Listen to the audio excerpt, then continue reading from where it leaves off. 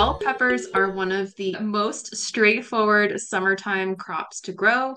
They don't have a whole lot of pest and disease issues. There's all different varieties of bell peppers. There are also sweet peppers that grow very similarly to bell peppers. But the biggest thing with growing bell peppers or any summer vegetable that we eat the fruit of is that you make sure that you plant the different plants at the proper spacing. So for peppers, you're looking for about 2 to 3 feet would be the ideal from pepper to pepper. You want to choose a high quality potting soil and you want to plant those peppers somewhere where they're going to get at least 8 hours of direct sunlight and making sure you're staying on top of watering, especially if you're growing them in small spaces, in containers, or even raised beds, because bell peppers thrive in the summertime when it's super hot, just making sure that you have plenty of water and hydration for those plants.